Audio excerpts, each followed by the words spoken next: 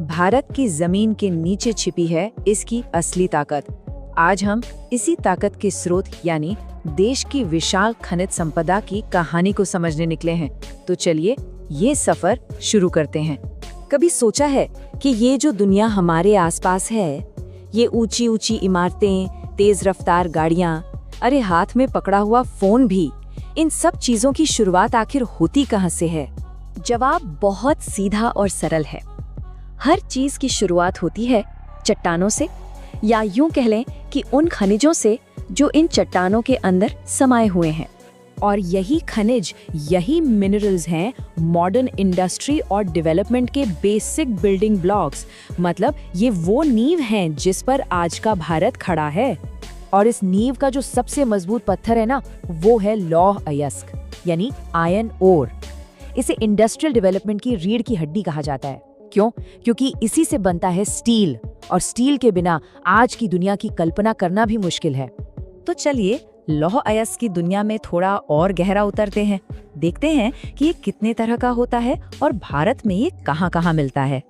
देखिए, भारत में हमें मुख्य रूप से दो तरह का लौह अयस्क मिलता है। पहला है मैग्नेटाइट, जिसमें लोहे का कंटेंट सबसे ज्यादा करीब 70% तक होता है, और इसकी मैग्नेटिक प्रॉपर्टीज की वजह से ये इलेक्ट्रिकल इंडस्ट्री के लिए बहुत जरूरी है। वहीं दूसरा है हेमेटाइट, जो कि इंडस्ट्री के लिहाज से सबसे ज्यादा इस्तेमाल होता है, क्योंकि देश का ज्यादातर स्टील इसी से बनता है।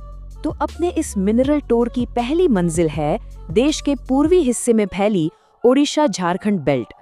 यहाँ उड़ीसा के मयूरभंज और क्योंझर जिलों में और साथ ही झारखंड के सिंहभूम में बहुत अच्छी क्वालिटी का हेमाटाइट अयस्क मिलता है। ये इलाका देश के स्टील प्रोडक्शन के लिए एक मजबूत बेस तैयार करता है। अब चलिए यहाँ से चलते हैं सेंट्रल इंडिया की तरफ, जहाँ दुर्ग, बस्तर, चंद्रपुर बेल्ट फैली हुई है। ये जो बेल्ट है ये छत्तीसगढ़ और महाराष्ट्र में फैली है। यहाँ की जो बेलाडीला की पहाड़ियाँ हैं ना, वो देश के कुछ सबसे बेहतरीन हेमेटाइट के लिए जानी जाती हैं। और दिलचस्प बात यह है कि यहाँ का लोहा इतना बढ़िया है कि इसे विशाखापट्टनम पोर्ट के जरिए दूसरे देशों को एक्सपोर्ट भी किया जाता है। अच्छा, अब हमारे लौह अयस्क के सफर का आखिरी पड़ाव है दक्षिण भारत में कर्नाटक की विशाल मिनरल बेल्ट्स। कर्नाटक में भी लौह अयस्क के बहुत बड़े भंडार हैं, खासकर कुद्रेमुख की खदानों में। और यहाँ ना एक बहुत ही अनोखी चीज होती है। अयस्क को चट्टानों के रूप में नहीं ढोते, बल्कि उसे पानी के साथ मिलाकर एक गाढ़ा घोल बना लेते हैं, जिसे कहते हैं स्लरी। और फिर इस स्लरी को पाइपलाइन के जरिए सीधे पोर्ट तक भेज दिया जाता है। सोचिए, है ना इंजीनियरिंग का एक शानदार नमूना। तो ये तो हुई लौह अयस्क की बात। अब आगे बढ़ते हैं और बात करते हैं एक और बहुत ही जरूरी मिनरल की। ये है बॉक्साइट, जो हमारे मॉडर्न जमाने की एक जादुई धातु एल्यूमिनियम का मेन सोर्स है। बॉक्साइट की सबसे खास बात पता है क्या है? कि इसमें लोहा नहीं होता। ये मिट्टी जैसी दिखने वाली चट्टान ही एल्यूमिनियम का स्रोत है। वही एल्यूमिनियम जो हवाई जहाज से लेकर हमारे लैपटॉप और कोल्ड ड्रिंक के कैन तक हर जगह है, क्योंकि ये हल्का भी है और मजबूत भी। और इसका बनना भी बड़ा दिलचस्प है। ये सब शुरू होता है एल्यूमिनियम सिलिकेट वाली चट्टानों से।